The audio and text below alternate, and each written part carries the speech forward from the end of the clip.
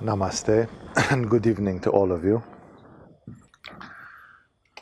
This is a very good parable to Tantric Yoga because the truth is in the mouth of the children, as Jesus used to say. Sometimes the very serious and metaphysical matters of the human being are just a joke from the standpoint of the universe. As I'm going to illustrate in an example which I received when I was starting my yoga practice in this life, and which at that time I was even incapable to understand. We started this series of 3 lectures. This is the last lecture in the series. And I'm talking both for those of you who have been here in the previous 2 and for those of you who may have missed one or both of them. Just 2 minutes, 3 minutes to catch up with the idea. We started by speaking very briefly about the process of evolution of the spirit, of evolution of the soul, with all its consequences, and the fact that we are all in a process of evolution. And because lucid people want to accelerate this evolution, and because sometimes it comes even spontaneously, like an instinct, that I don't know why, but I'm longing to become one with the oneness. There is this phenomenon of Ishvara Pranidhana, or aspiration, that I'm having aspiration, I'm having longing, and I don't even know why. Some people have considered themselves mentally deranged because they didn't understand why they couldn't be satisfied like everybody else with the so-called normal life. Because as I said, very spiritual people are not satisfied with the normal life. They are bored by the normal life. Spiritual people want something exceptional. And if they don't get it, they are ready to be unhappy or to take their own lives. They can't live with just banality. They want more than the trivial. This can be considered a severe handicap. As I said, in spirituality, we can admit that spiritual people are highly abnormal. It's okay. It's just that these abnormal people have become exceptional men and women with exceptional virtues, qualities, sometimes endowed with exceptional miraculous or paranormal abilities, men and women of great wisdom, morality, ethics that shaped the history of this earth. So it's very difficult to say that if this spiritual frustration, that spiritual people need something, they need, like Buddha, to run in the forest and meditate to find the solution to the human pain. If this is just some sort of autism or neurosis or whatever you want to call it, it's a bipolar disorder of some sort or something, or if these spiritual people are the salt of the earth. In spirituality, of course, when we think about people like Rumi and Ramakrishna, when we think about people like Milarepa and Francis of Assisi, we never think about them as demented, mentally disturbed people. We think about them as role models. We think about them as great spirits, as luminaries of the history of humanity. But again, I'm saying, I can very well agree that from the standpoint of a person who completely does not understand the spiritual urge, like why the heck are these people so turned on by this? When you don't understand the spiritual urge, then you can very well say that spiritual people are having a loose screw somewhere. Why can't they be like everybody else and just be happy with some bourgeois lifestyle in a suburban house? And why do you have to yearn for more in such ways which produce so much upheaval? So I mentioned from the very beginning that, like it or not, the spirituality is in the human being. Professor Mircea Eliade, who started as a yogi and finished as teaching history of religions in the Chicago University, he wrote in one of his essays that in his understanding, he was a great anthropologist and historian of religions. He said that the religious feeling is inborn in the human being. Like human beings, according to his anthropological research, simply have this. It's a necessity. Like if you try to make a perfect atheistic community, as the Russians were trying to make in the communist times or something like this, then people will start committing suicide, will be unhappy, will start getting neurotic, because you simply neglect a part of the human heart, soul, brain, whatever it is. We don't know what it is, but that there is a part of the human being which is simply crying for religion, crying for God, crying. And of course, people who are atheistic, they say, not me. And of course, those people, when they fall out of the sky with an airplane, they start going, oh God, I have children at home, save me. Like, at least have the decency, if you are an atheist, if you fall off with an airplane off the sky, just say, fuck you all, see you in hell, there is nothing afterwards.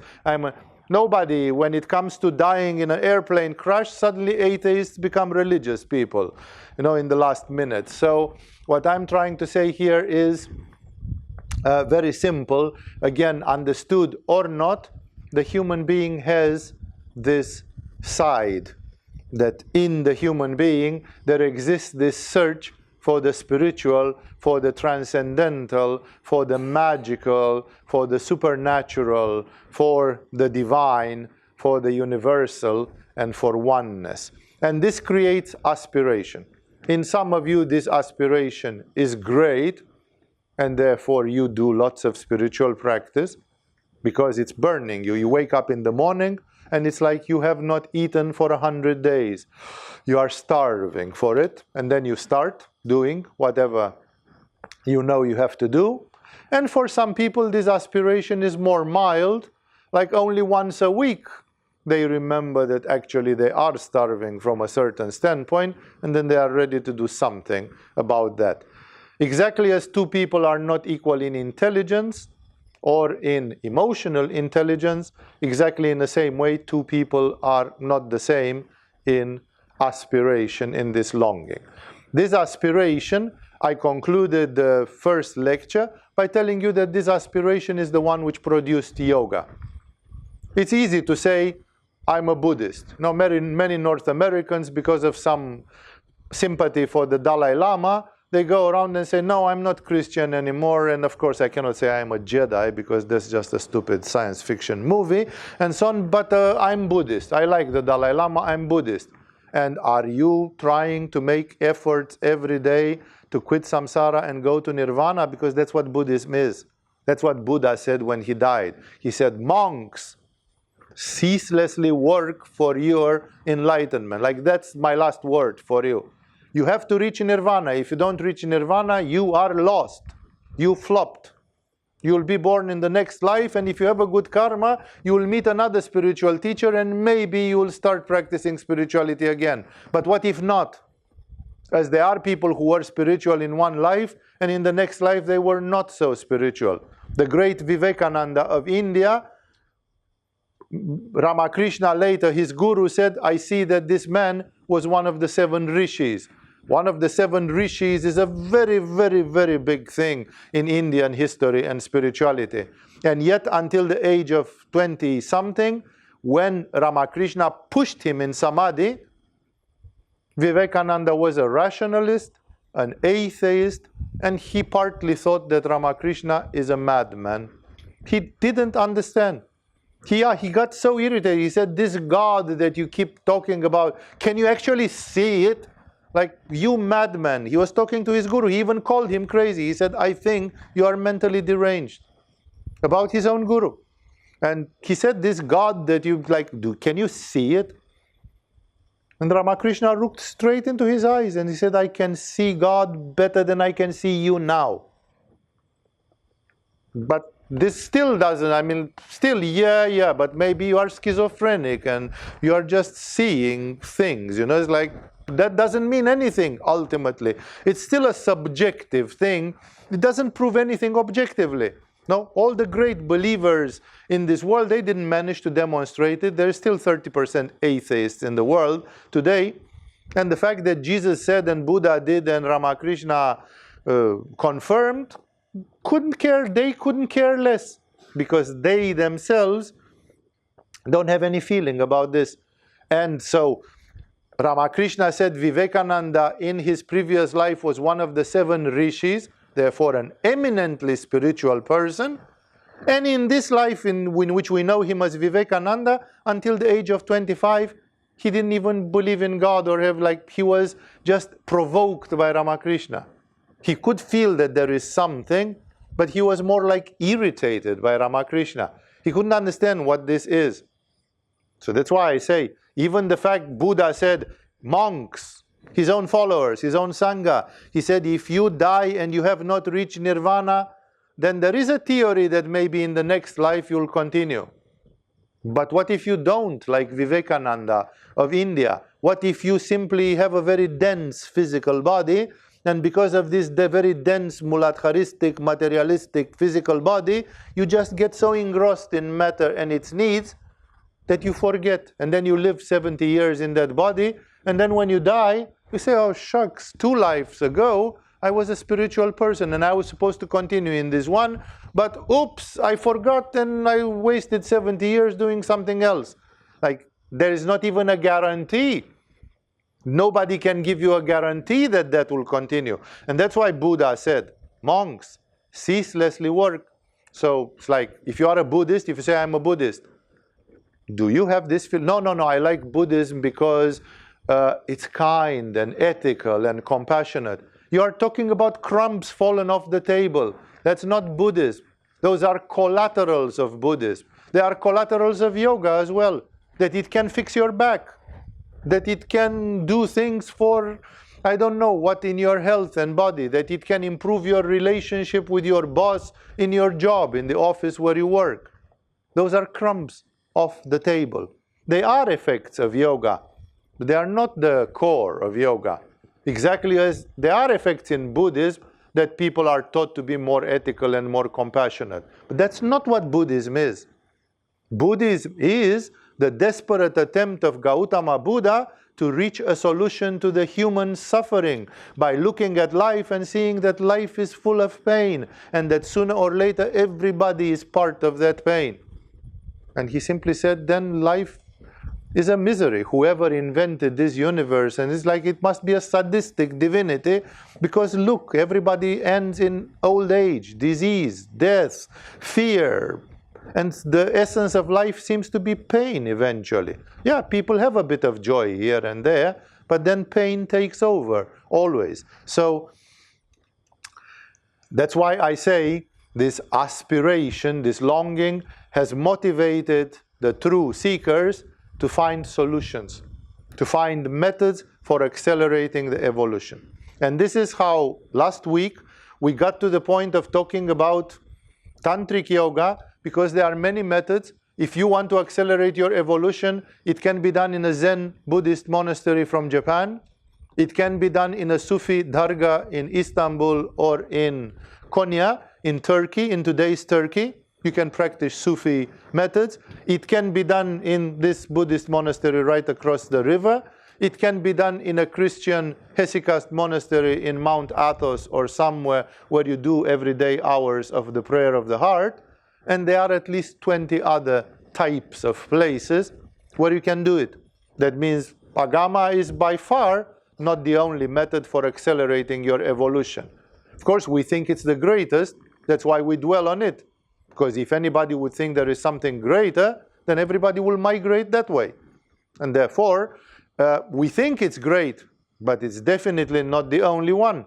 And there can be that one of you in this environment has a huge, overwhelming love for Jesus, and you will say, Swamiji, I love you, I love Agama, I did yoga for a while, but my love for Jesus is consuming me, and it's calling me day and night, and eventually I'm going into a monastery to end my days there in prayer to Jesus, because Jesus is my favorite. Jesus is my all-time favorite.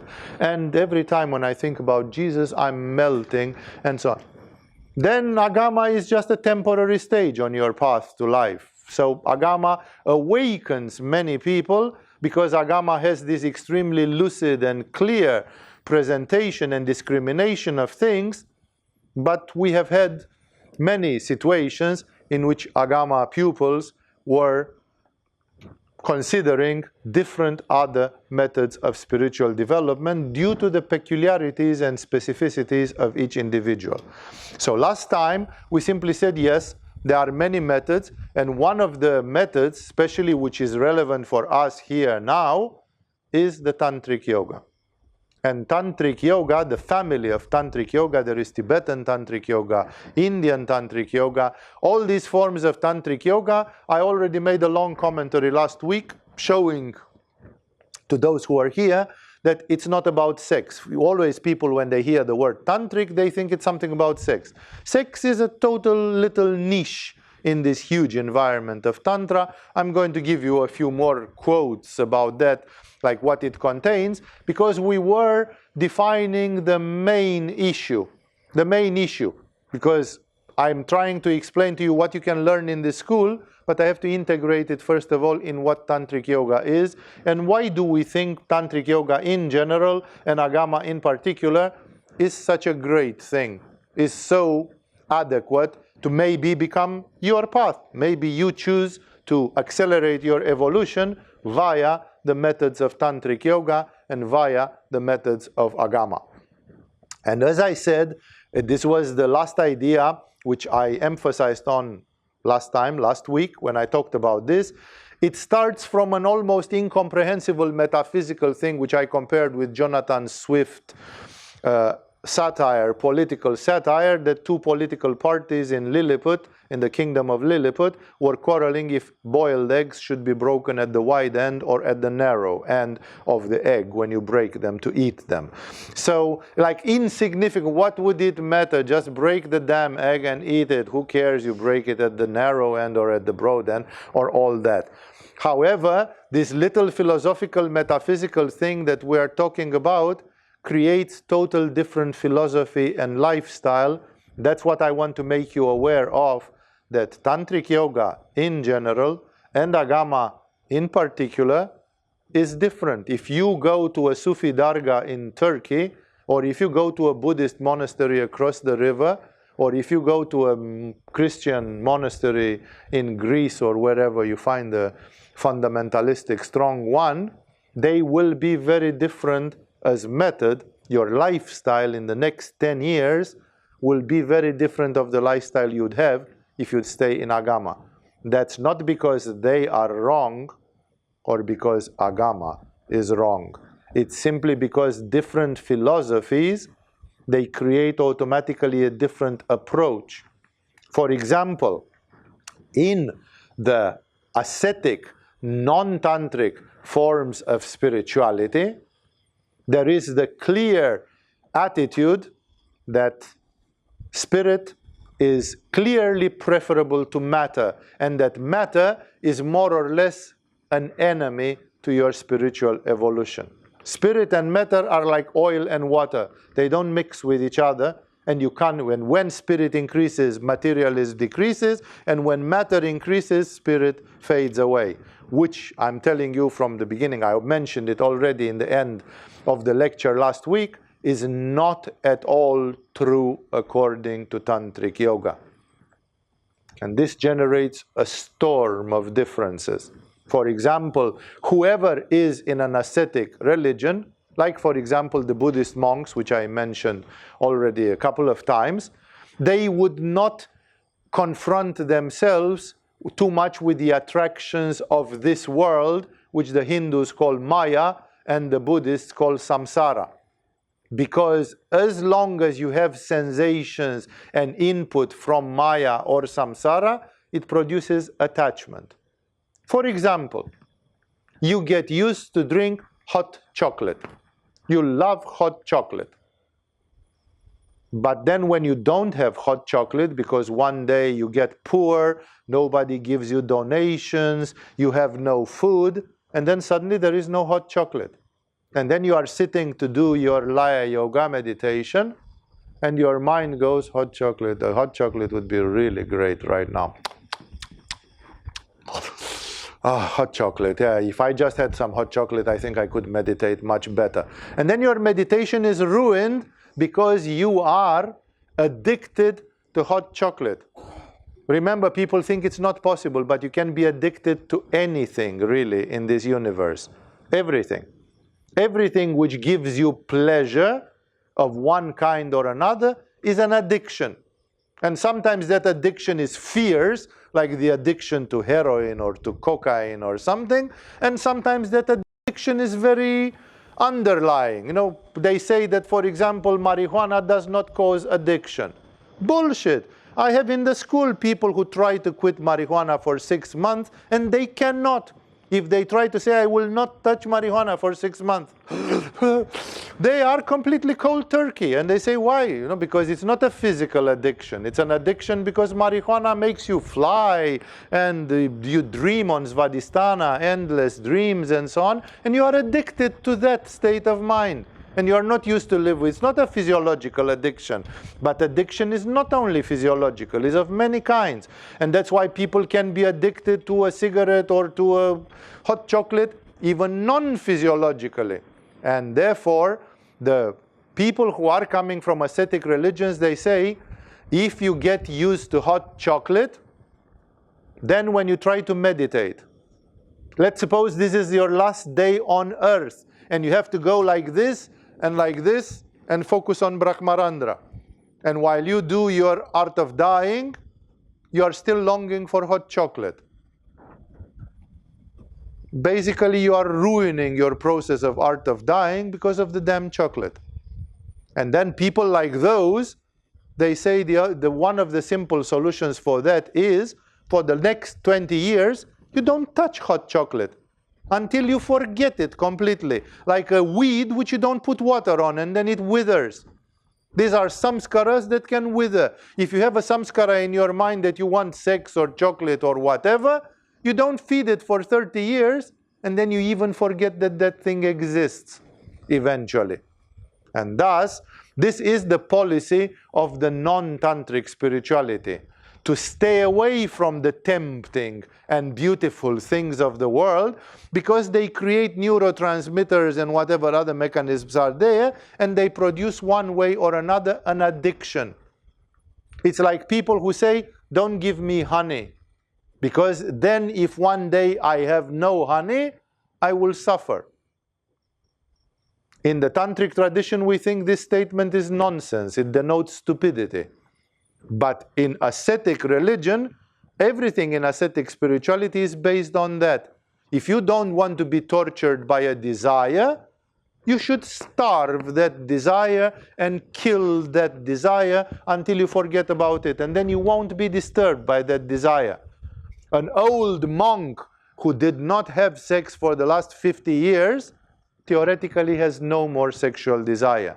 You say, oh no, I know some who do. Then it means they have done many mistakes in their spiritual practice. They did not use the method taught by their teachers correctly. Because if the method is used correctly, yes, ascetic forms of spirituality, and I'm referring here mostly to sex, but it's about everything else, they do work. And thus, what results from this is that the attitude is very different. In non-tantric spirituality, chocolate, falafels, sex, whatever attracts you, yeah, whatever is a goodie for you.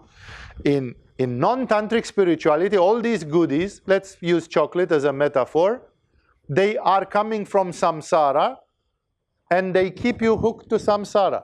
Instead of you going to nirvana, you want one last cup of chocolate. And of course it will never be the last, because after you have one, then 5 hours later you want one more. And the desire has no end. And you always say, give me another 5 hours, just one more cup of chocolate. And then give me another 5 hours, another cup of chocolate. And it never ends. Desire keeps you prisoner to samsara. No, that's the conclusion of most of the yogis from India, of Buddha himself, and so many other spiritual authorities. And therefore, all these non-tantric religions, they try to cut this desire. And thus, they simply say, don't tempt yourself with the sweetness of this world. Because the sweetness of this world is apparent. It's a maya. It's a dream. People like Buddha and Shankaracharya have been there and done that. They've seen that. And they told you. So you don't need to repeat their trip altogether. Trust in Shankaracharya, trust in Buddha, and know that this world is a temptation, and you are like a moth around a flame, and you will end by burning your wings in that flame.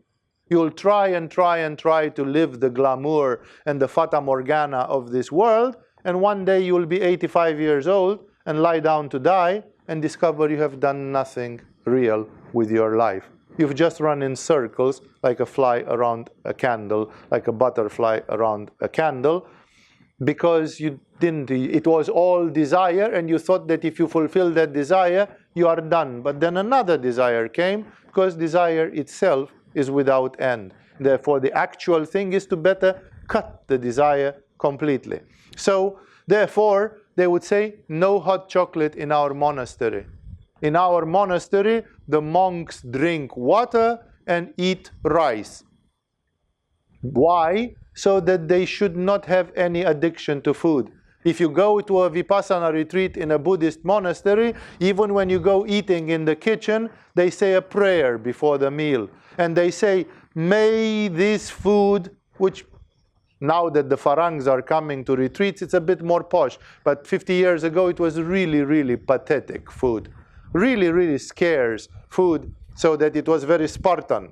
And then they say, may this food not be for the satisfaction of our senses. Like we take lunch in the meditation retreat, but we're not supposed to enjoy lunch. It's not for fun that we take lunch. May this food not be for the beautification of our body. Oh, I start having wrinkles because if I eat and drink, I will be good looking again. Then a Buddhist monk would say, better be bad looking. Because if you are good looking, you are full of vanity and pride. And you have to squash the vanity and pride. So be hungry, be unshaved, be everything, so you don't brag like, oh, I'm eating. And so may this food not go into your beauty.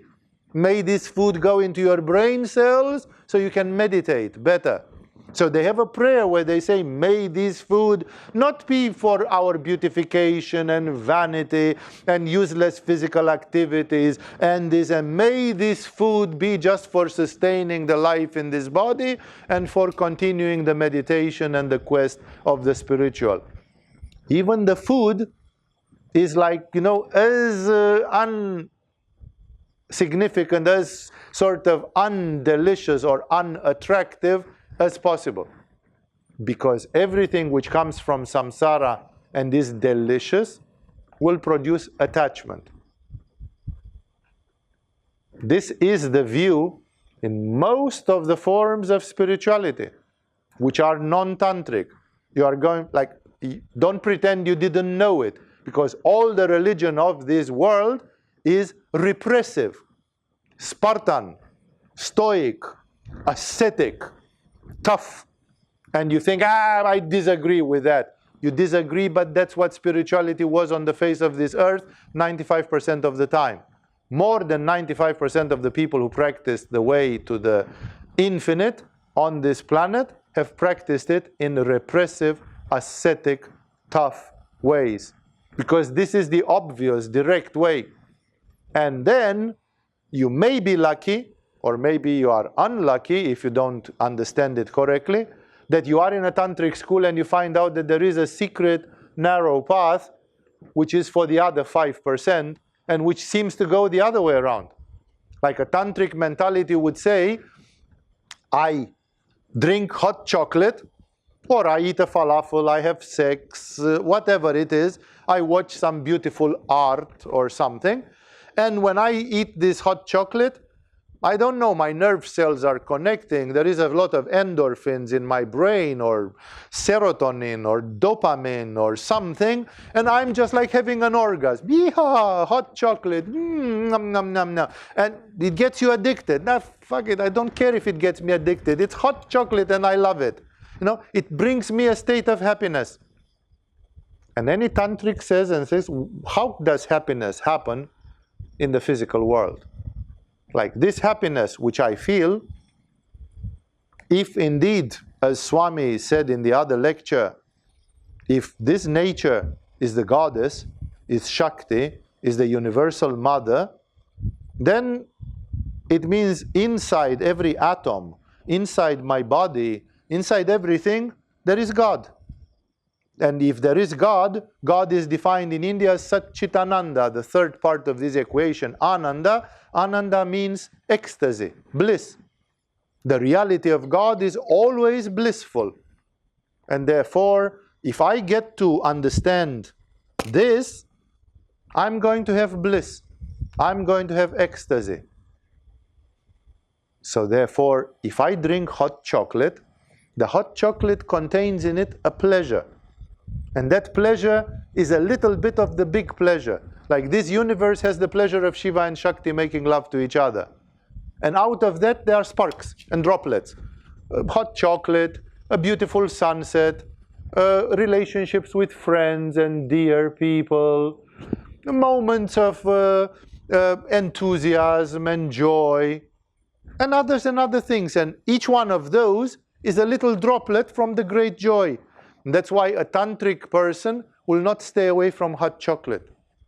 A tantric person would say there is a great mystery in the hot chocolate, because the hot chocolate is like a mini orgasm. It makes me happy. So when it makes me happy, why does it make me? I'm tasting Shiva and Shakti. I'm tasting God. I'm tasting a little fragment. If I would be in Samadhi, this would be like 1,000,000 times stronger. But because I'm not yet in Samadhi, I just feel a little bit of it. And I'm trying to understand how the hot chocolate relates to God, which is exactly the opposite. That fellow runs from hot chocolate like the hot chocolate is the devil, and it can imprison you in samsara. I use the hot chocolate to go through it and to see God in the hot chocolate.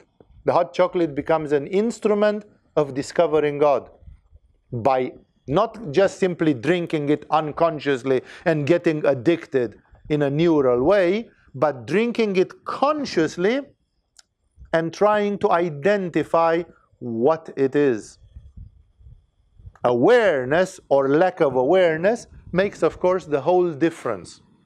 And thus, in non-tantric ways, people run from sex, from hot chocolate, from pleasures. In Tantra, people run for hot chocolate, for sex, and for pleasures.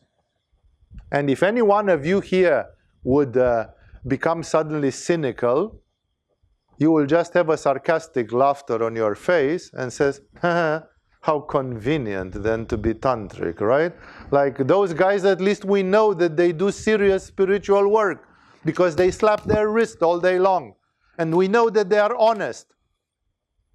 You guys are just preaching me to drink hot chocolate and to get blowjobs all day long.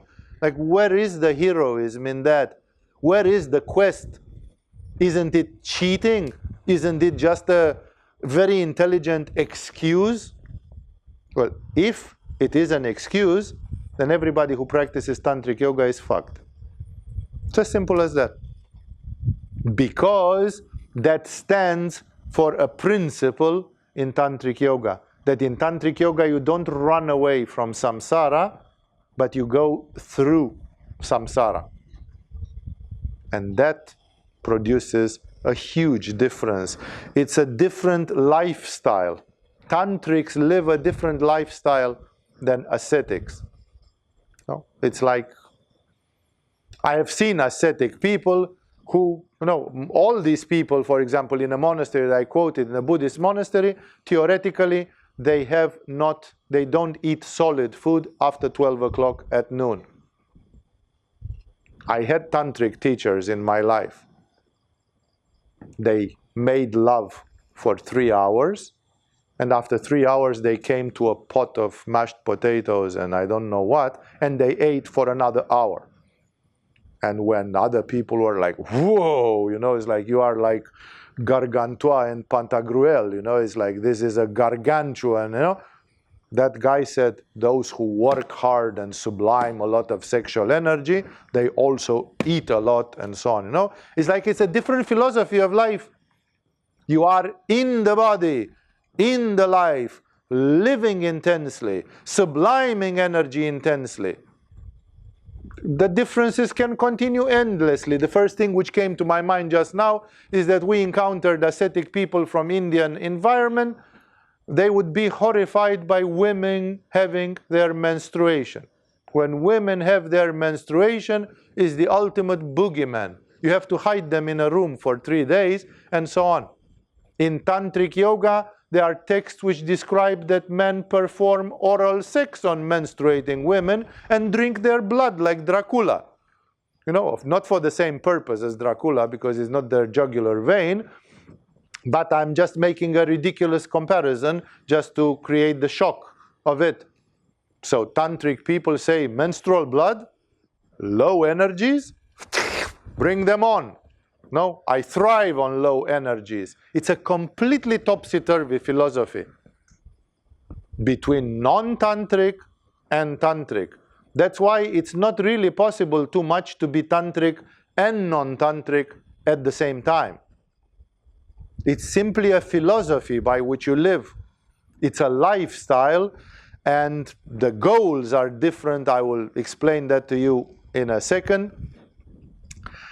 And that's why there are different methods. For example, tantric tradition uses the physical body. Maybe you don't know, but in most religions, the physical body is considered to be a big obstacle. And they preach non-stop that you should destroy your physical body by mortification.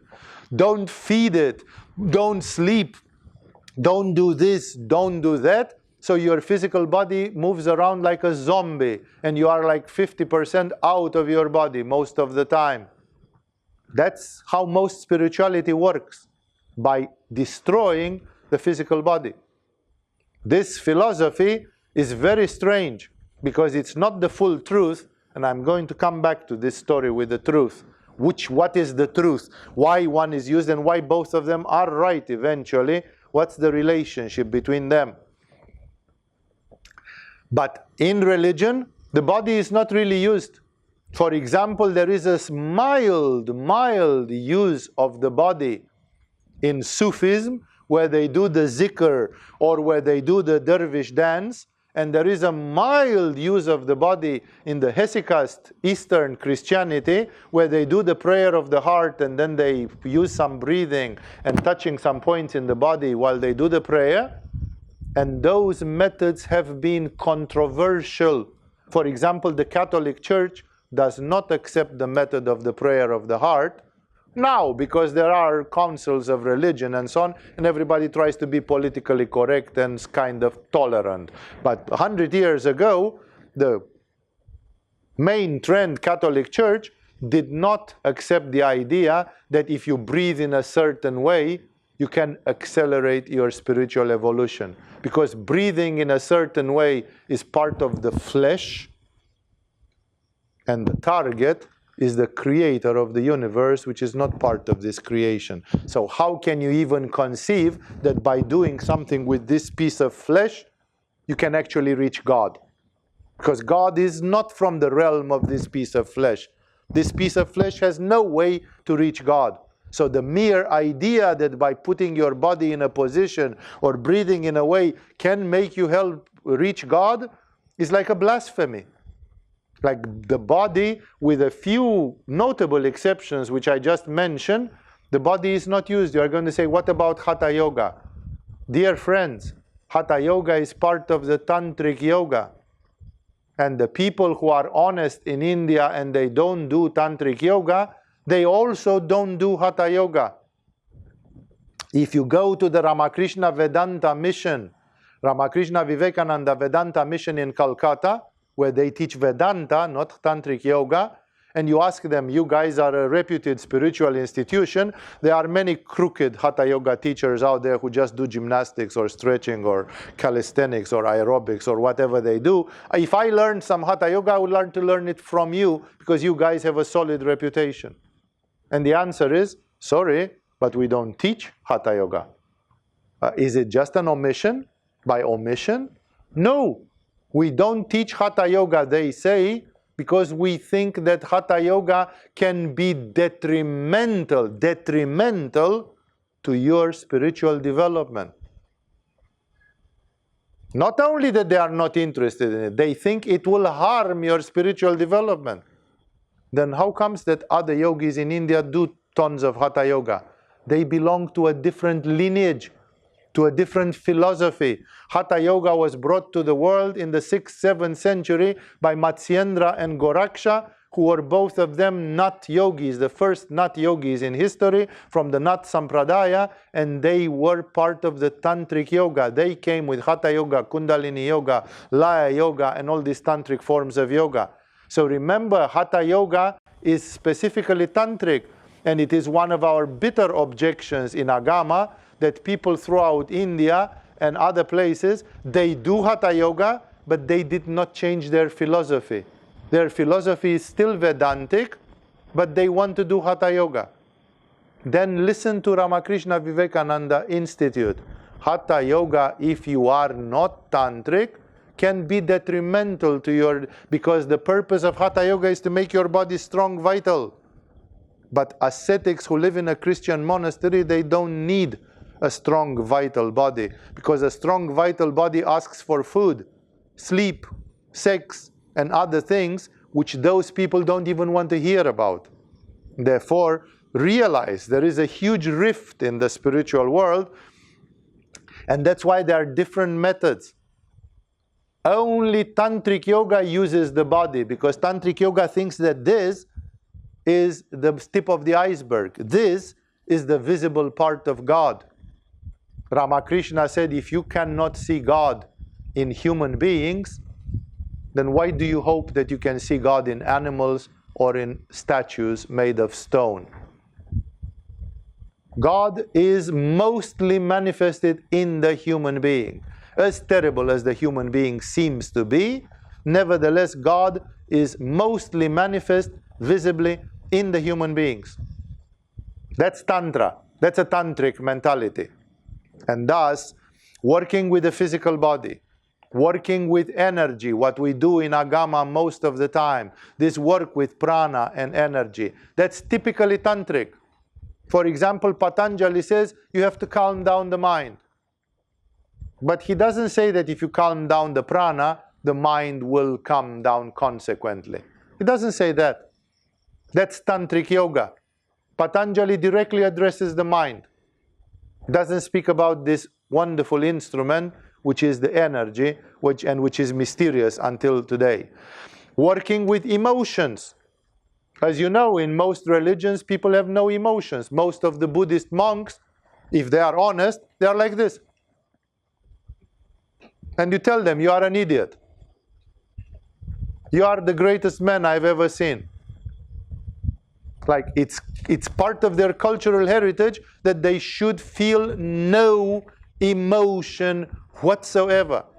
If you go in a Vipassana retreat and say, we meditated 6 days, now I start feeling a great love for whatever, for Buddha, the teacher says, yeah, good, keep on feeling that love. It's an emotion. They're like, love for Buddha, ultimately it will lead you nowhere. It means nothing. It's just a sort of a vritti. In your mind, it's a collateral thing. So, most of these non-tantric things, they don't use emotion. Emotion is an obstacle. Tantra says emotion are like powerful horses. And powerful horses, if they are out of your control, they drag you everywhere and they can kill you. And if the emotions are horses that you control, then you can make them run to Valhalla. You can run with those horses to Valhalla, and they are your best friend. So tantrics say, well, emotions may be chaotic and dangerous unless you control them. If you control them, then emotions become your best friend. Mind. There are many spiritual places, including Zen teachers who say, leave your mind at the door. Forget everything that you've learned. Burn all your books. Tantra is not like that. Tantra says your mind is excellent if it thinks the right thing. When you think, I can walk on fire, and you walk on fire, your mind was an excellent instrument, praise it. You don't need to flush it down the toilet.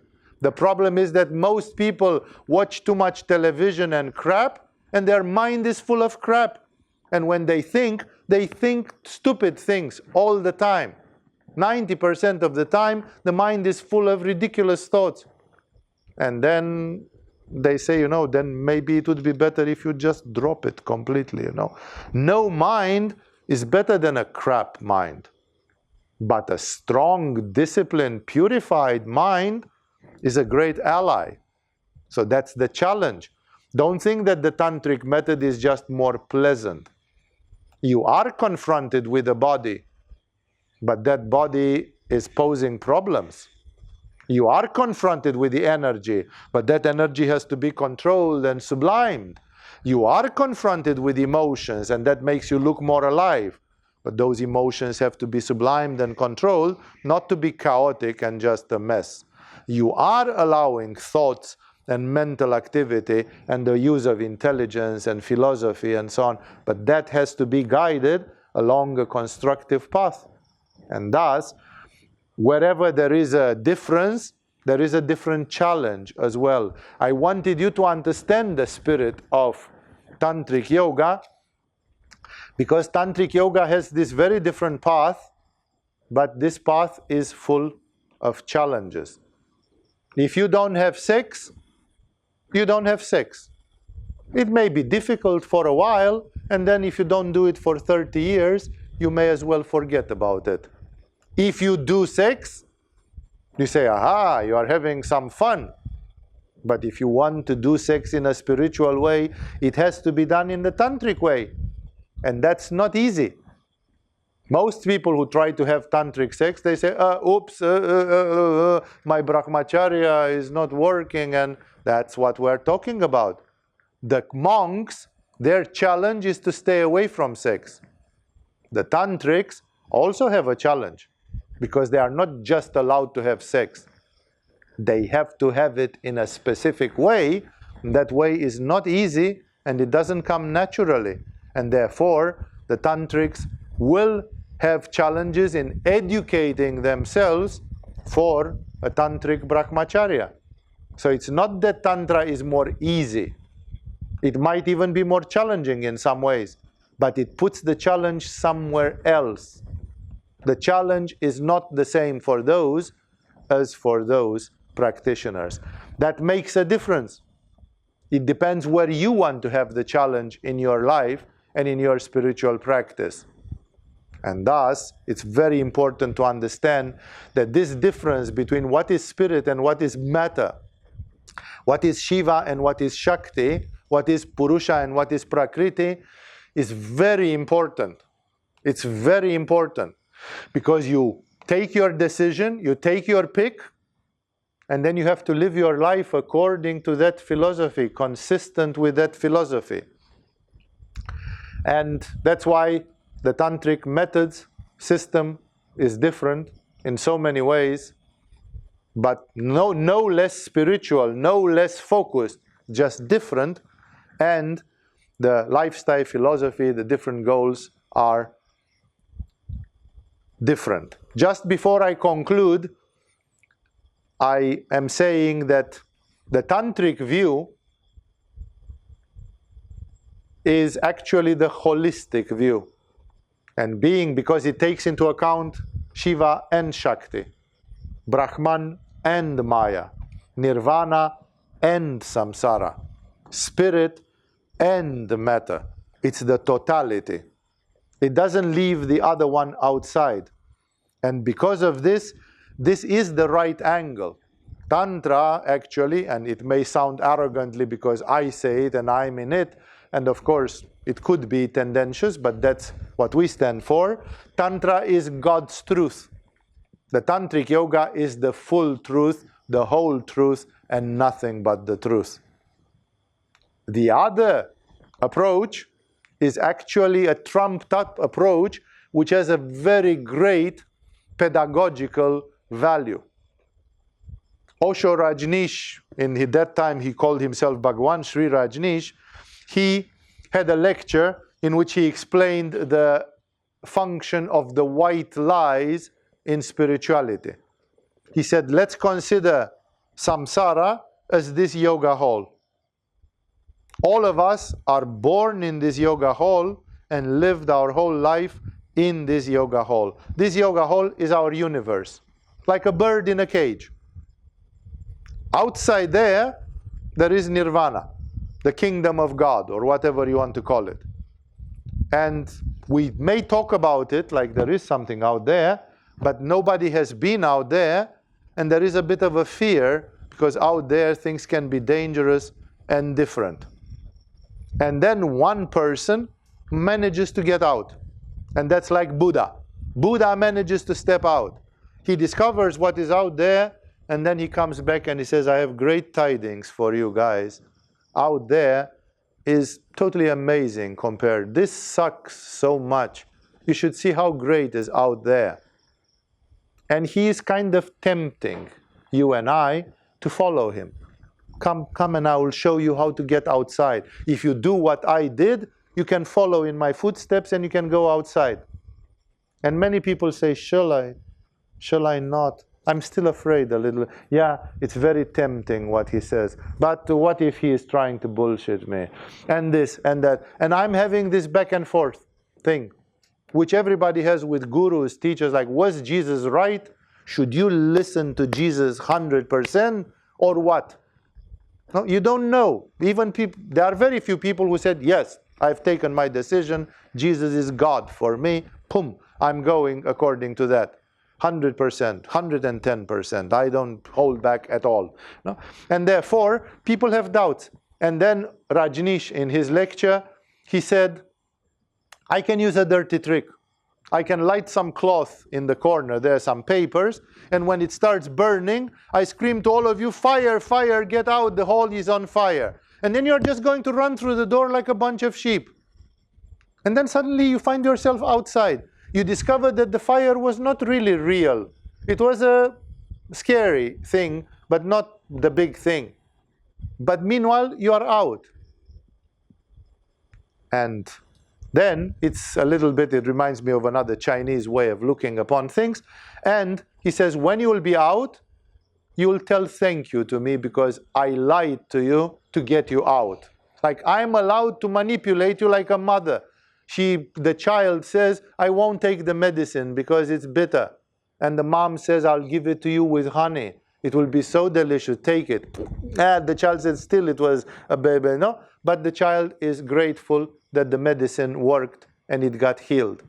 So exactly as a mother has to cheat a child for her own good, Rajneesh said people in spirituality felt that people are so ignorant and obtuse and they have so much resistance that they sometimes have to be lied for their own good. And that's why they tell stories to motivate people to move their asses. Such as samsara is a boogeyman.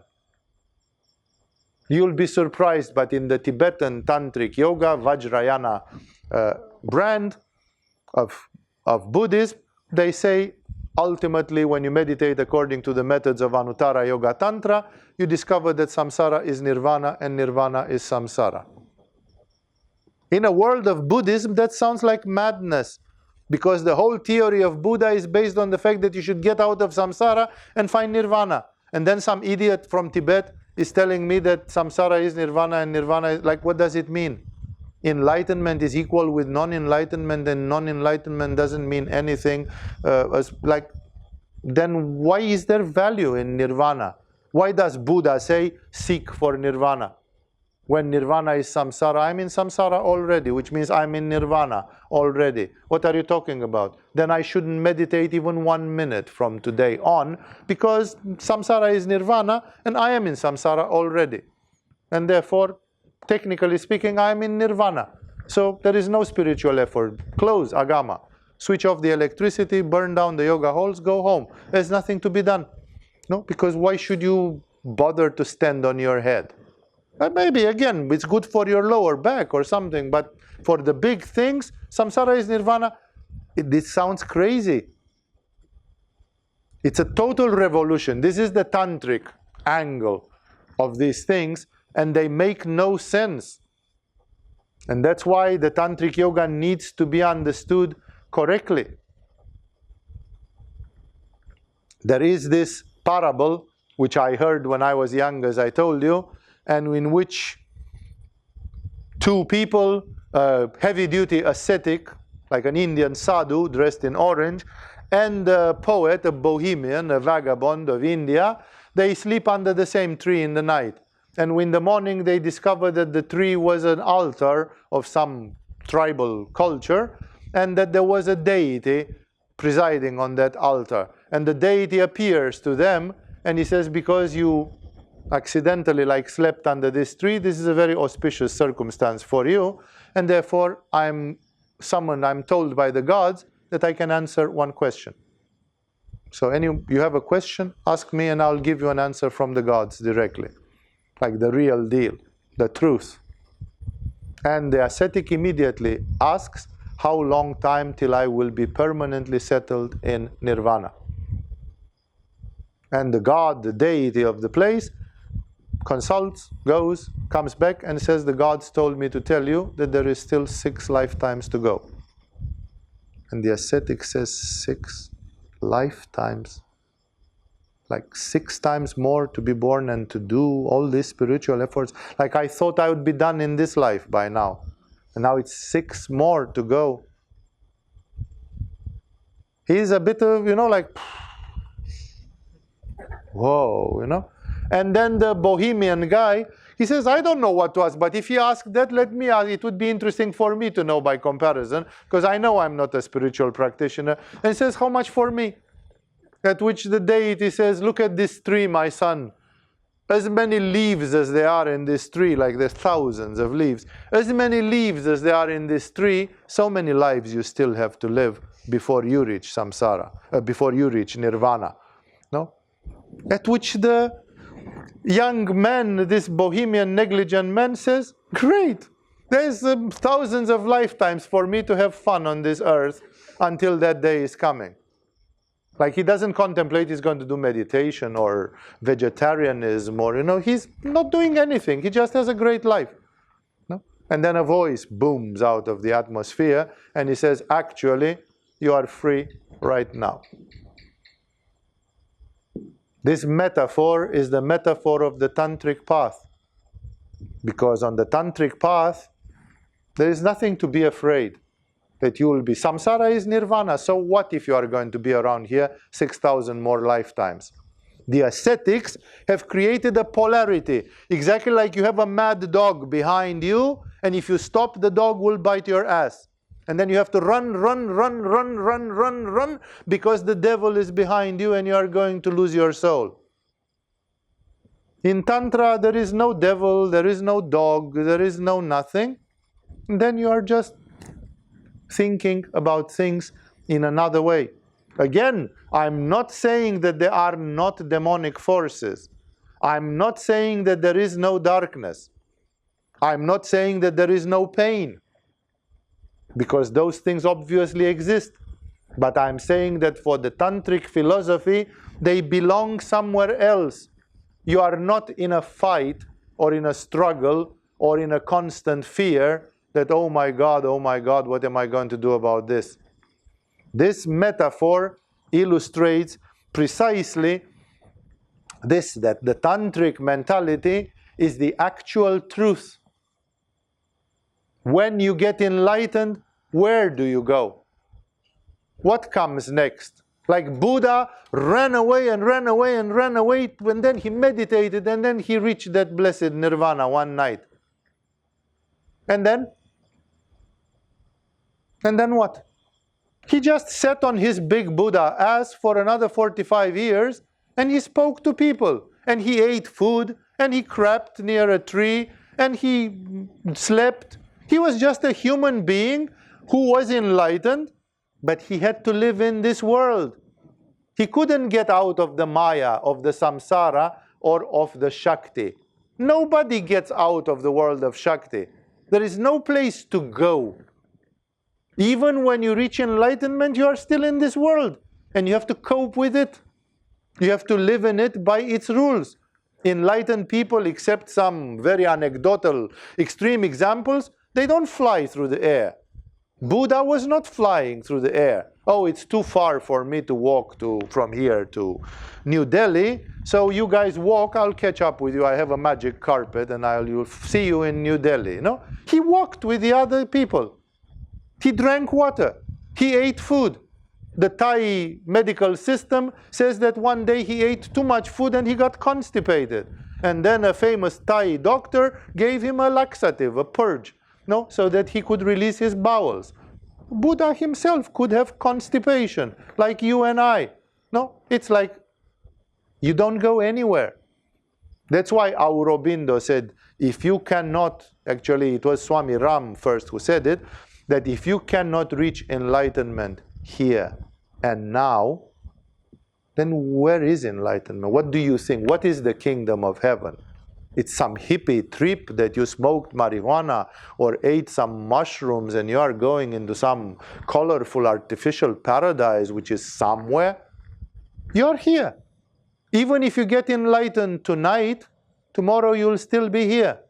And you'll have to find out, how do you live the rest of your life? Or not. There have been Vedantic monks in India. They reach Samadhi today. They acknowledged it by tomorrow. And then tomorrow they walked in the Ganges and drowned themselves. They simply said, my mission on earth is finished. This body is finished. But the great yogis disagreed with this solution. They said there is a final lack of wisdom in this solution, and when the guru of Ramakrishna tried to do exactly that, Ramakrishna sent him a powerful vision telepathically and stopped him, gave him a completely new understanding, because he said, but why do you try to do that? And he said, well, but dead or alive, it makes no difference. And then Ramakrishna said, if dead or alive makes no difference, then why should you be dead? Like, why always choose that destructive part? If it doesn't matter if you are in nirvana or samsara, then why not stay here as well? What's the difference then? Like, most of these ascetic forms of spirituality, they have a skewed view. And that's why they are so much against nature, against the feminine, against self-protection, against, like, you don't eat, you don't sleep, you don't have sex, you don't do this, you don't do that. The idea is brilliant. I started not knowing about tantric yoga. When I started spirituality, all that was available to me were methods belonging to normal yoga, not tantric yoga. It was my chance that later in my life, I met a couple of teachers that were from the world of tantric yoga, and they showed me the validity of their statement, of their thing. But when I was young, I was reading Shivananda, Ramakrishna, and Yogananda, and they are all of them non-tantric yogis, except of Ramakrishna, who had a part of a tantric teaching in his life. But most of the time he did not teach that. And for me, yoga and spirituality was non-tantric. Like, I was a wild spiritual practitioner who wanted to destroy everything in this world and my own body with it and just go to nirvana. And I was making and living the lifestyle of that, in that direction, as Shivananda and the other people recommend to do. And again, I understood perfectly their mentality, because these people are based on the following statement, which you need to understand. They say, you have been dealing with matter for the last 9,999 lives, every time you did material things. Either you pampered your body, or your energy, or your emotions, or your mind. Whatever you did was creating karma, living in soap operas, where you had desires without end, and you were just going round and round in circles in samsara. One life brought the next life, and one life brought the next life, and it's never ending. If in this life you want to compensate and to go for spirit, because spirit and matter are supposed to be 50-50, but in the last 9,000 lives you just did matter. When will you start doing spirit? And if you start doing spirit, won't you have to compensate for the wasted time in the past? Therefore, in the moment when you start doing spirit, then you go fanatic for the spirit. It's exactly like somebody who tries to swim across a river. And if the river is flowing that way, you cannot swim that way, because the river will take you there. You need to compensate, and you need to swim obliquely upstream, so that combined with the speed of the river, you actually finally you get exactly on the opposite spot. So if you want to compensate for the lack of spirit, now you have to do considerably more spirit than material things, because you've done material things for too long time. And that's why most spirituality has this revenge. Like you have to come with a vengeance.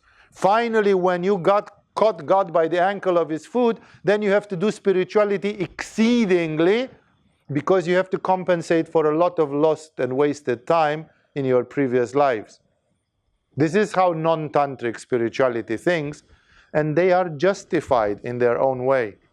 The people who practice non-tantric methods, they also reach spiritual accomplishments. Actually, the history of humanity has more people like Milarepa than people like Abhinavagupta.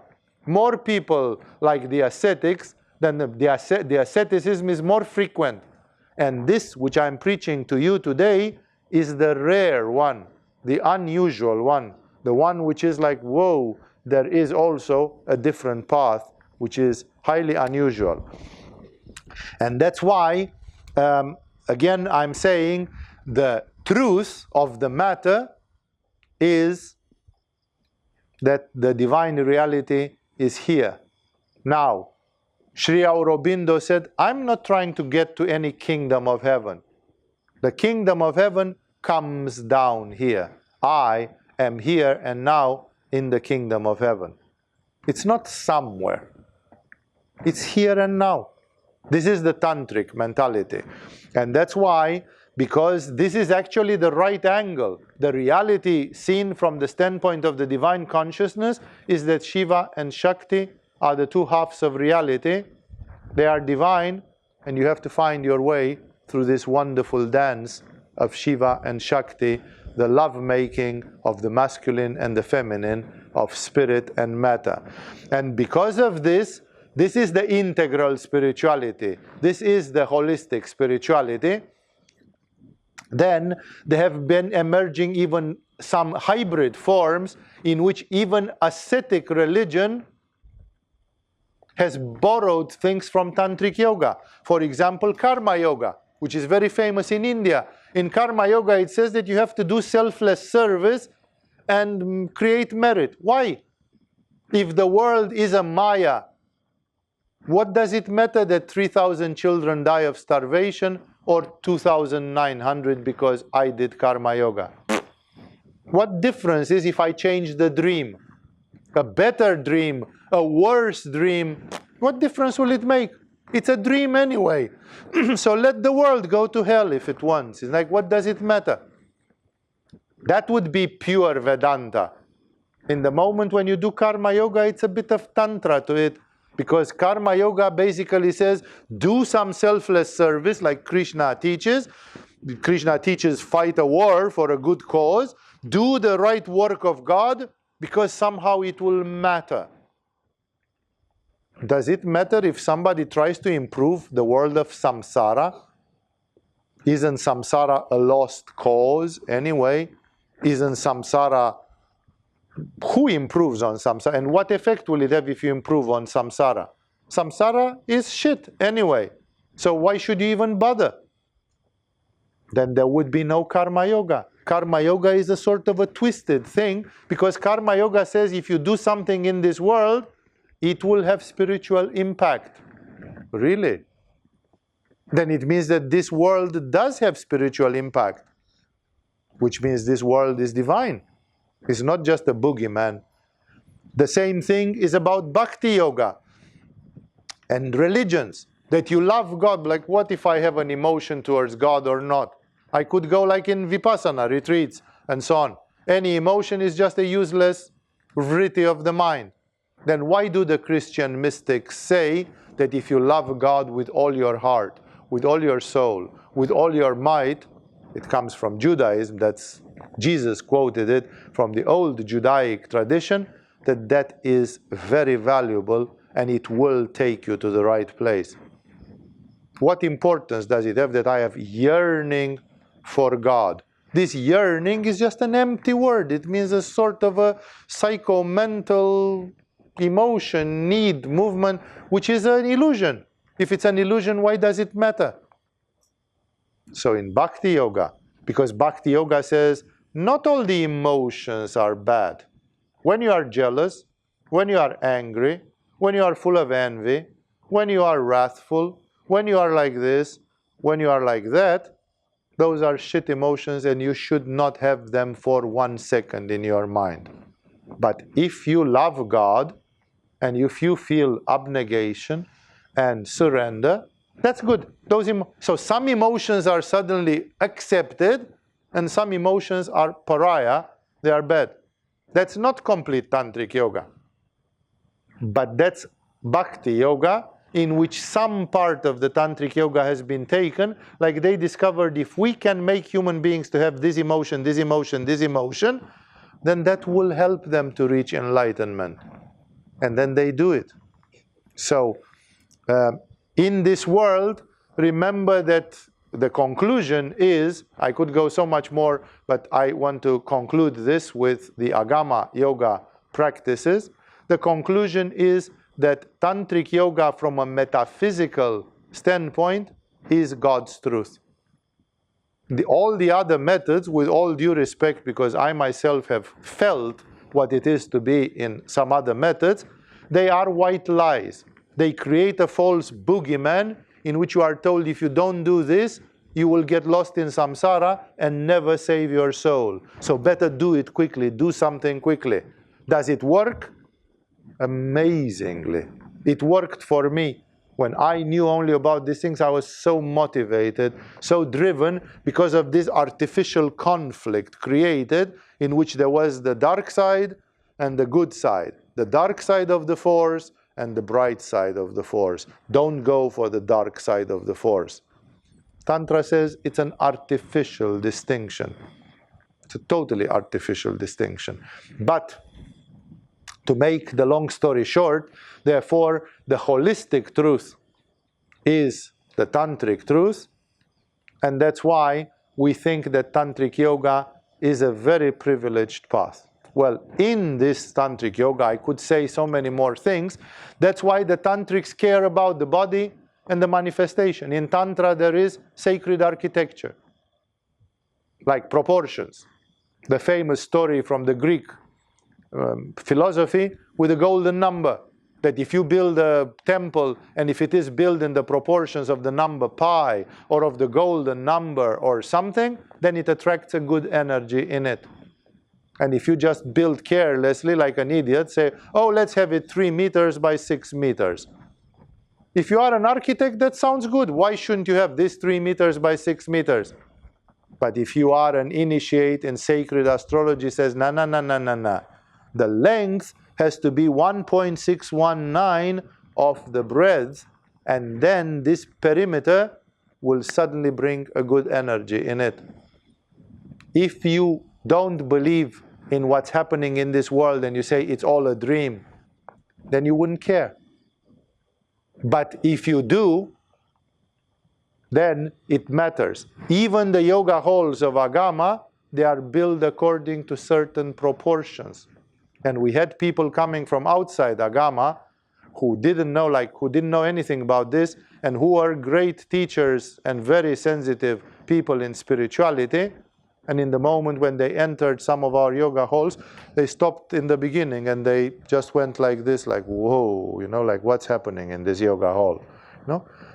So that's why in Tantra there is sacred architecture, there is numerology, there is the science of gems, metals, astrology, magic, sacred dance, sacred music, healing. Many, many other things. Like if I start going on that list, there is a lot. These are all part of Tantra. When you do Vedanta, why would you bother about astrology? Astrology says that if you don't pay attention, next month you might have a car accident and break a leg. And Vedanta says it's a dream in a dream. Either you break your leg or you don't break your leg. It's still the same Maya. It's still the same illusion.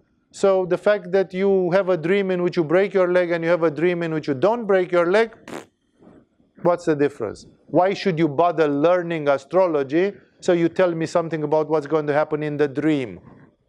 The dream, we simply don't care about it. And then astrology, we can flush it down the toilet. But in Tantra, the Tantrics say, yes, chill out, non-Tantric people. We know that it's a dream. Okay, we agree with this. The universe is like a dream. But if it's a dream,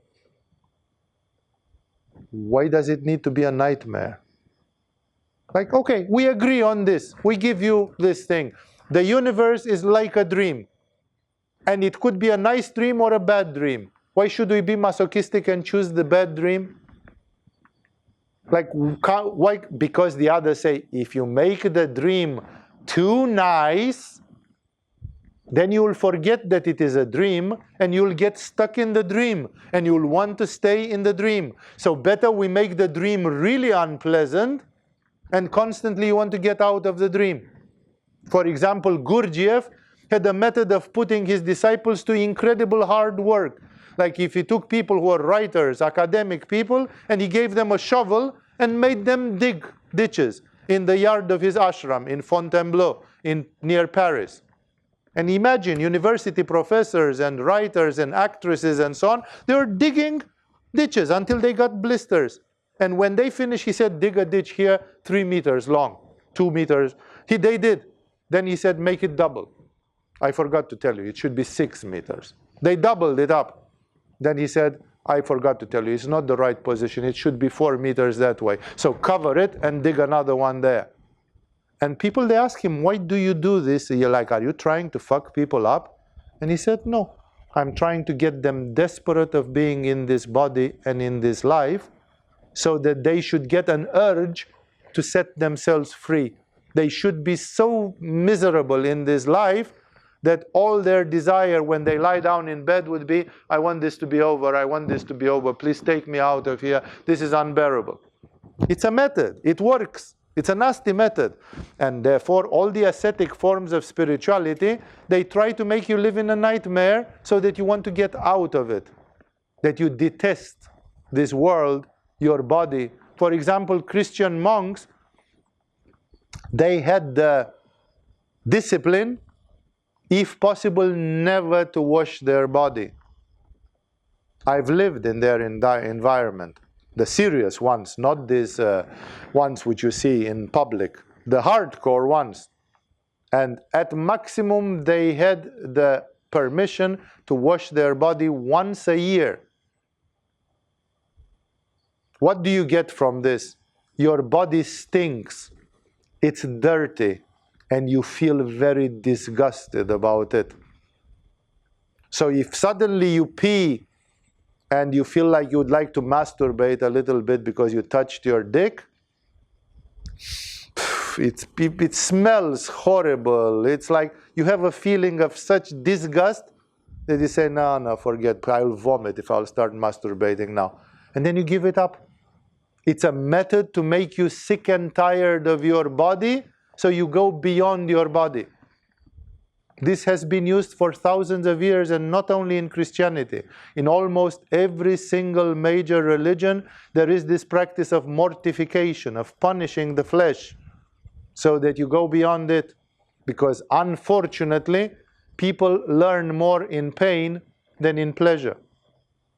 There is an Italian philosopher, if I remember it's Guicciardini, but I'm not sure, who says a dictum which was in Italian and in French sounds really good, but in English it's like it doesn't rhyme anymore. It says in English, those who suffer, remember. When you are happy, very seldom you remember God. Then you are very selfishly happy. When you have a cancer and you lie in bed, then you pray to God all day long. And therefore, it has been noticed that if you want to make a person religious, you better give them pain than pleasure, because if you give them pleasure, they become arrogant and egocentric. If you give them pain, they recollect themselves and they say, why all this to me? Oh my God, how can I stop it? And then they start praying. It reminds me of a silly joke to lighten up the seriousness of this lecture, where two people, a priest and the taxi driver, they reach to the gates of heaven. And the priest, the taxi driver is Peter, whoever comes and says, oh, you are John, the taxi, just get right in. He just ushers him in the kingdom of heaven. And the priest says, great, if that guy entered in the kingdom of heaven, what about me? And Peter said, see, here in paradise we think things not about only what you did, but what were the subsequent effects of what you did. And the reality is that when you were preaching in the church, people were falling asleep. But when this guy was driving his taxi, people were praying to God. So actually, who did more spiritual work in this world? You know? So it's the same here. No? Some of the methods of non-tantric spirituality can be very questionable, but they are efficient. It's like white lies, but they push people to make the right effort. So I never, because I've had a foot in one and the foot in the other, I started my early spiritual life by knowing about the non-tantric spirituality. I can never deny it or say it doesn't work, because I've been there and done that, and it works very well. It makes you very motivated to save your soul, to really do something for your salvation, and to run away from the devil which is breathing down your neck, which is right a step behind you. But on the other hand, when I grew up, I discovered the tantric mentality, and I realized that the tantric mentality is metaphysically God's truth. That's the 100%, the whole truth and nothing but the truth. And that's why I value it more, at the same time knowing that the other method has its own power and its own efficiency. At a certain stage of one's evolution, it can be very useful to go. Even in Agama, we advise people very, very often to go according to that. And great teachers of the world, like Ramakrishna and others, they said, don't teach to people this, because it's a little bit too advanced. Teach to people rather first the simple one, and then as people grow up and understand, they'll go to the more advanced one. This being said, yes, you are here in Tantric Yoga, and again, Tantric Yoga is not about sex. Sex is a part of it. There are people who do Tantric Yoga without doing sex. There are, for example, Tibetan lamas, for whom Tantric Yoga means visualization of deities. They visualize Hevajra, or they visualize, I don't know, Vajradhara, you know, and that's what Tantric, for them, Tantric Yoga means yantra, mantra, mandala, tanka, visualization, and all the phases of this deity yoga. Therefore, the great secret of Tantra, for them, is mantra. Where is sex in? There is no sex in all this. They don't practice it with sex. Sex is a development of Tantric Yoga by using also the sexual function. And it has been found to be extremely effective and welcome. But that's again, even in Tantric Yoga, only about 10% of the Tantrics are practicing sexual Tantra. So if Tantra is 5% of the world spirituality, and innate sex is 10% of that, it means that 0.5% of the spiritual practitioners in this world practice a spirituality with active sex included in it. Here in Agama, it happens. And that's why I'm saying it's not compulsory, of course, but some people do that. And that's why we are a rare school of spirituality. This is a rare type of spirituality, and understandably, some people can't take it sometimes. For some people, it's too difficult or too unusual or something, and that's what it is. So, Agama Yoga is a form of Tantric Yoga. Now I can very easily zoom on it and just tell you a few words to conclude this satsang about what you can expect to encounter in Agama Yoga. Because, for example, part of the Tantric tradition is, let's say, horary astrology. It's a special brand of astrology used in the Vedic astrology. Do we do horary astrology in Agama? Practically not at all. There might be a couple of people in the whole of Agama who know a little bit of that. Like, there are parts of the Tantric tradition which even we in Agama, we don't manage to master them. We don't know them. It has not been part of my education. It has not been part of the initiation of other people. And therefore, Agama does not hold all the Tantric Yoga. Nobody, to my knowledge, holds all the Tantric Yoga because it's huge. Sacred dance. Say, we have now the mystical dance. You want to learn a little bit about how dance can be a way to God? Yeah. There are 5 ways to God. And one of them is jnana, the pure knowledge, the Vedantic path. The other one is yoga. The other one is dance. How do you dance till you get to samadhi? Because it's not the full moon party, obviously. If you just go and take a drug and shake like an epileptic possessed person, you'll not get to samadhi, although some people seem to believe that they might. Yeah? So dance, what does it mean, dance? Look at the temple dance of India.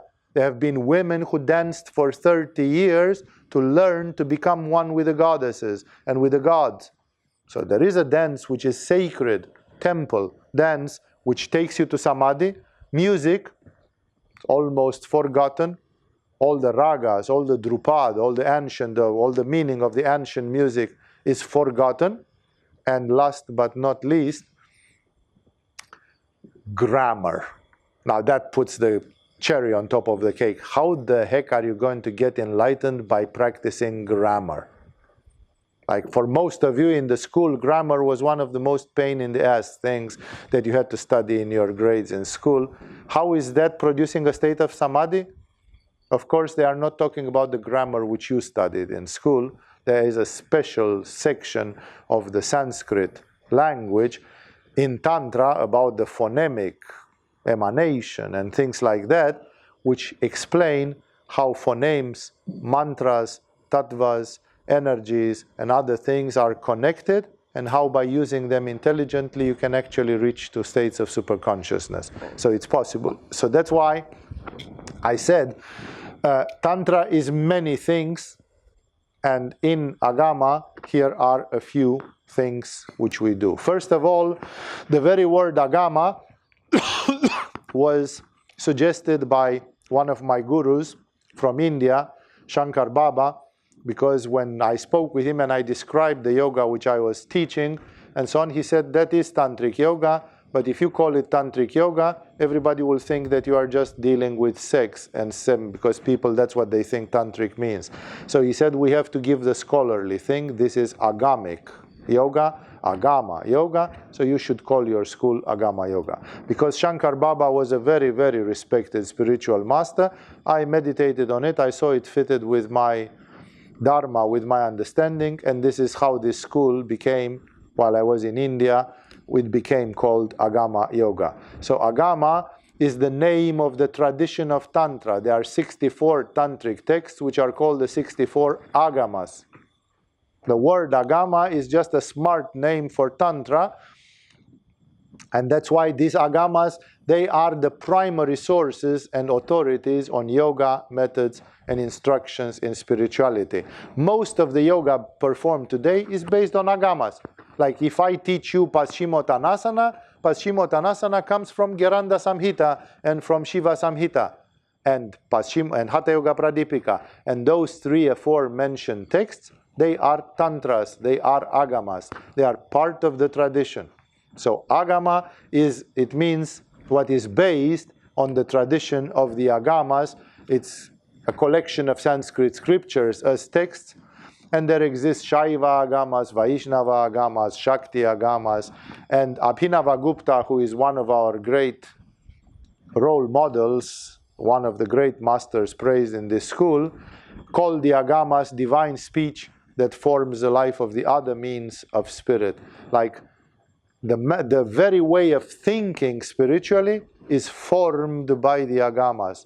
The Agamas are the root revelations which shaped in India the way of thinking of the yogis. Relying on Agamas, there has appeared this way of thinking about human being, evolution, chakras, and everything which you are getting.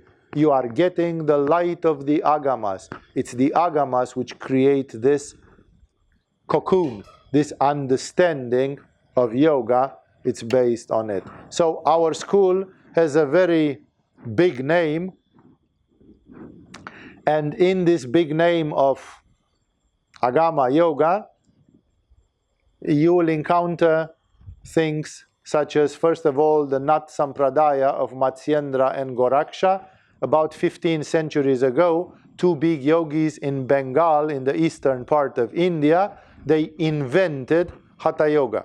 First Matsyendra, and then his disciple Goraksha, who continued. They created the basic tradition of Hatha Yoga.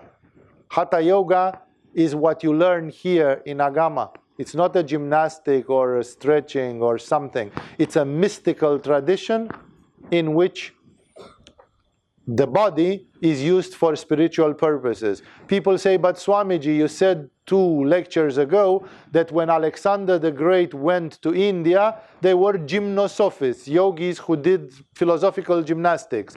And that was 3 centuries before Christ. How did Matsyendra and Goraksha invent it in the 5th, 6th century? It appears that there's always been some Hatha Yoga in India, but it was not systematic. There was not a main thread of it. Hatha Yoga became main trend in Indian spirituality only around the 6th century. In Agama Yoga here, those of you who will be curious to try this one, you have, as our TTC graduates laugh of it, they laugh of a commercial made by Carlsberg beer 20 years ago, which said Carlsberg, probably the best beer in the world. And they say Agama, probably the best yoga in the world.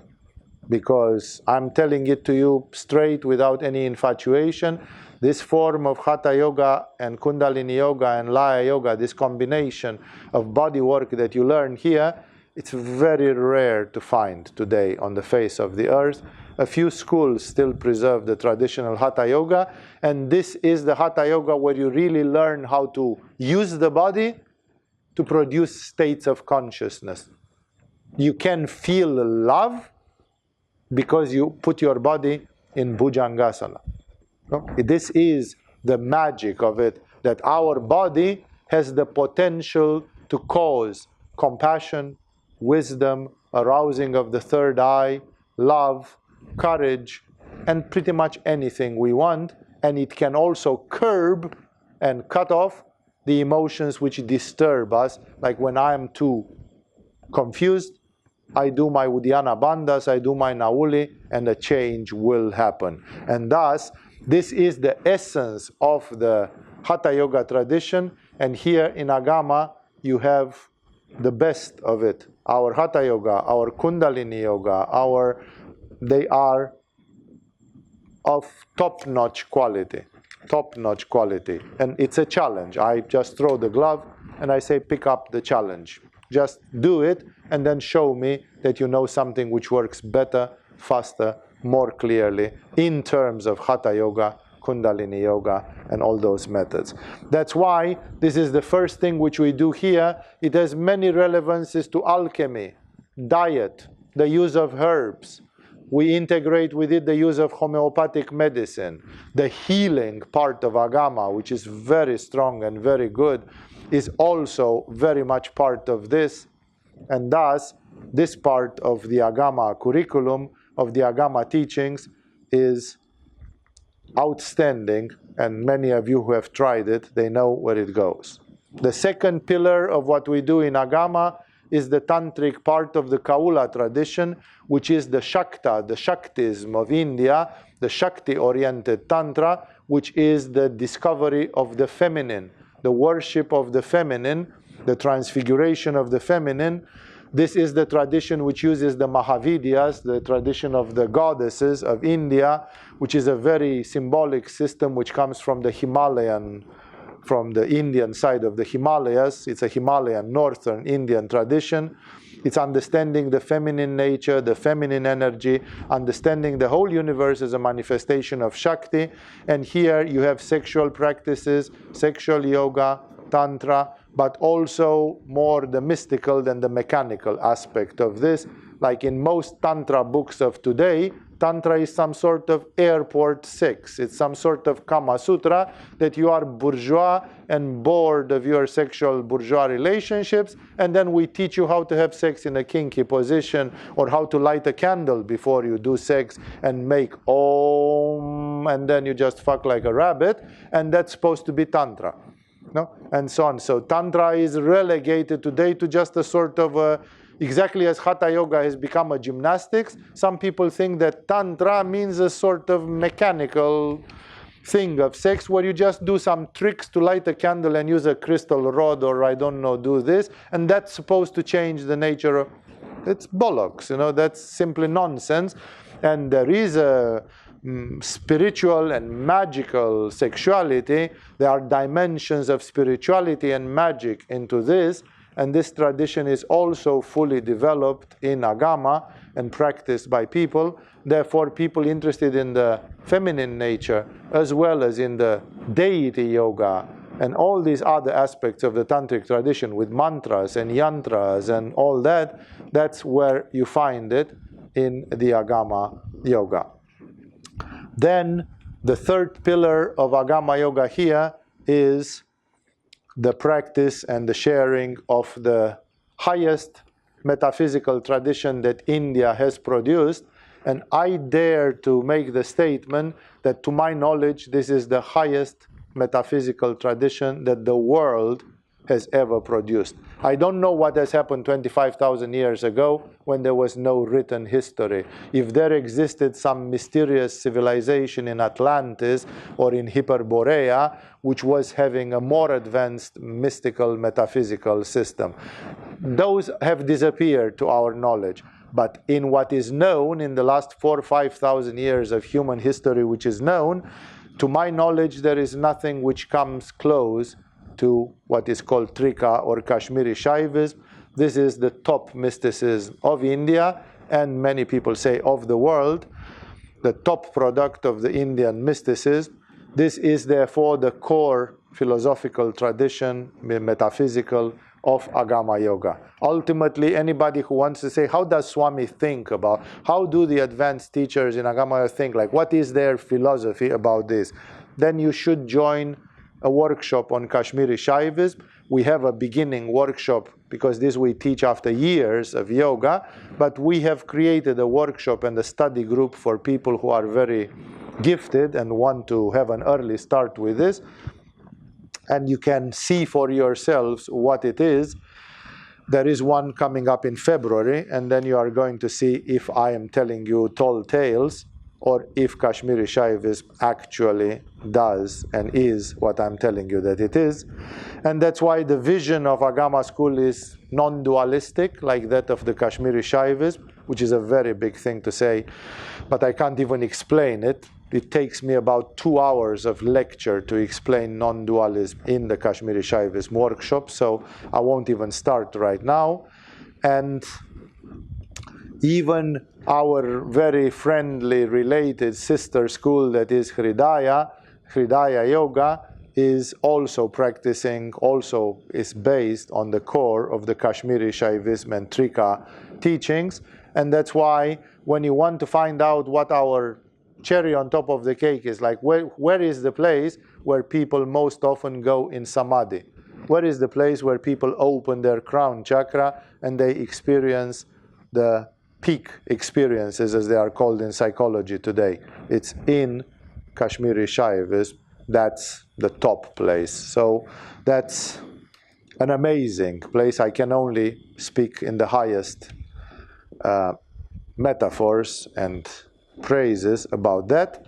Finally, the last pillar is that Agama Yoga has also taken into its curriculum a lot of teachings which are belonging to other forms of yoga or other spiritual practices, and which have been found very, very useful associated with this tantric yoga. Such as there are Tibetan teachings about death and dying, which they have been lost in India between the 12th and the 18th century, because the Indian yoga was suppressed by the Islamic invasion of India, but nobody invaded Tibet in those years. And therefore parts of yoga which got dead in India, they wonderfully survived in Tibet, and now we are taking them back from Tibet, because Tibetans themselves acknowledge that originally they got them from India.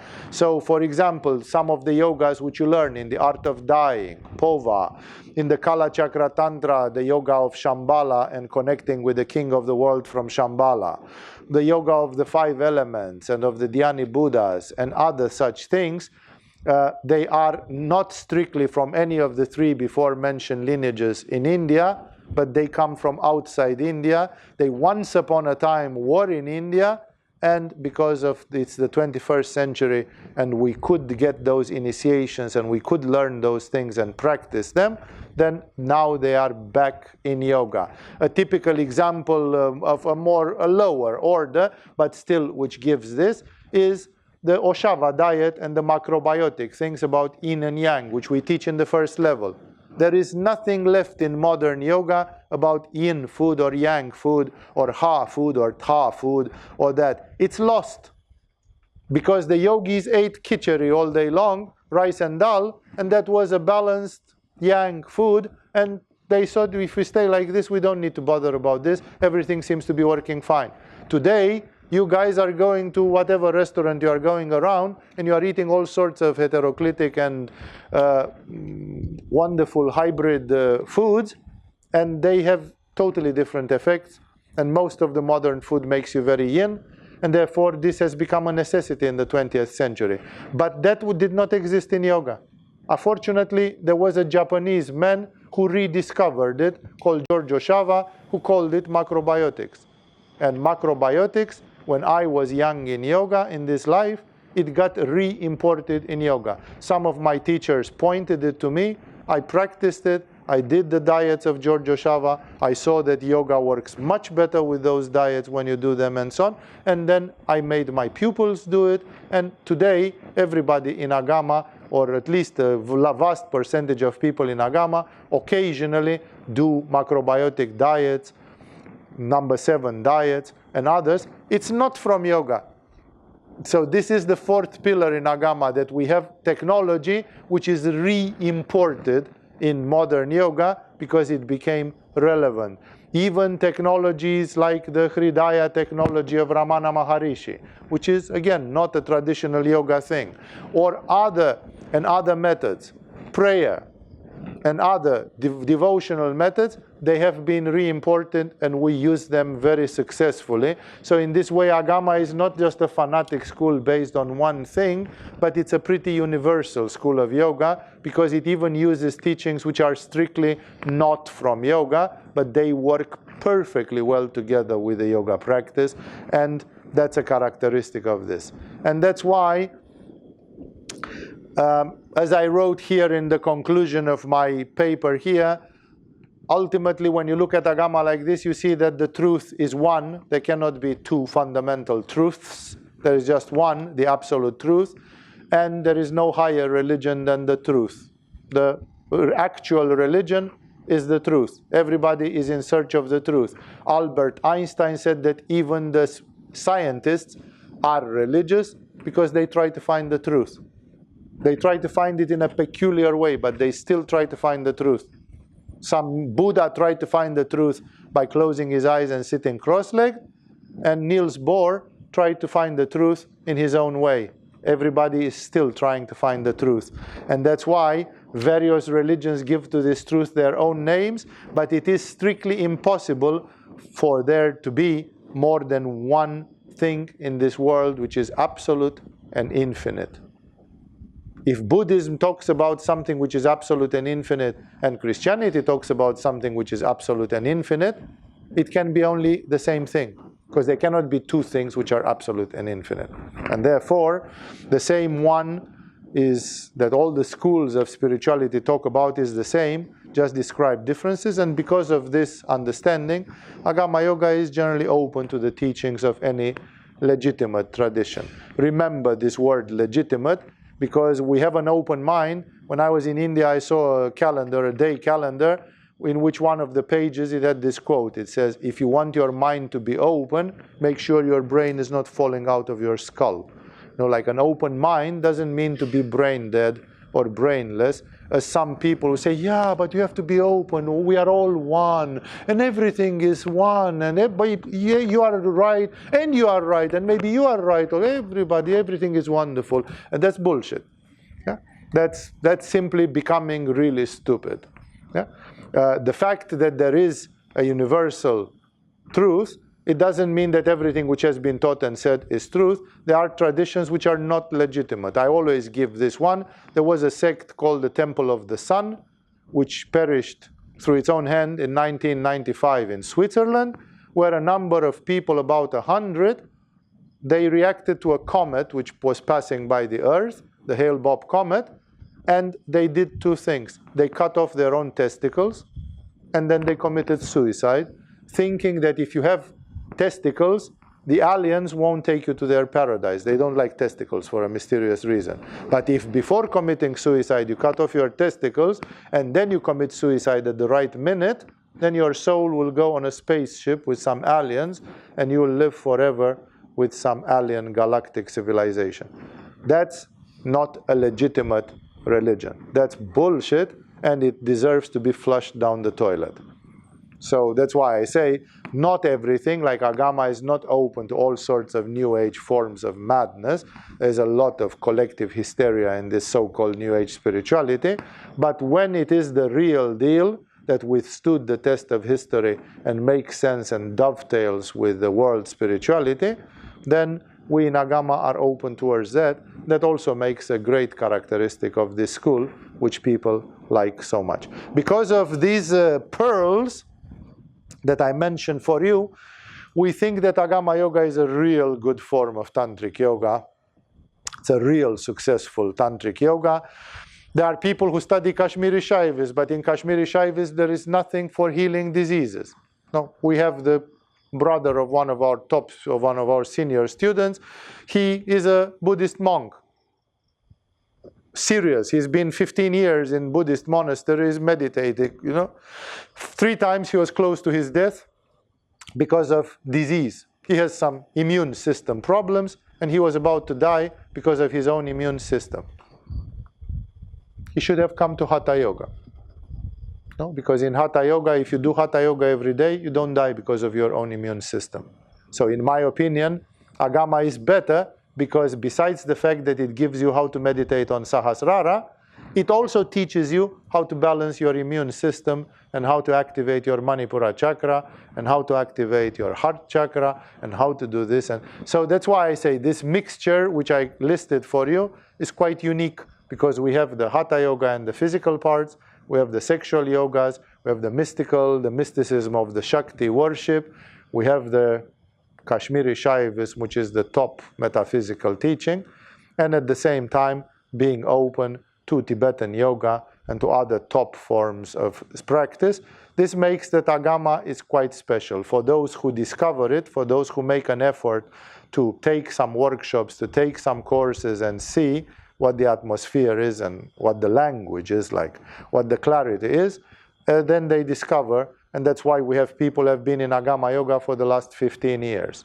What brings them back every year to Agama Yoga? Simply the fact that they understood, they can see the quality of what's happening here.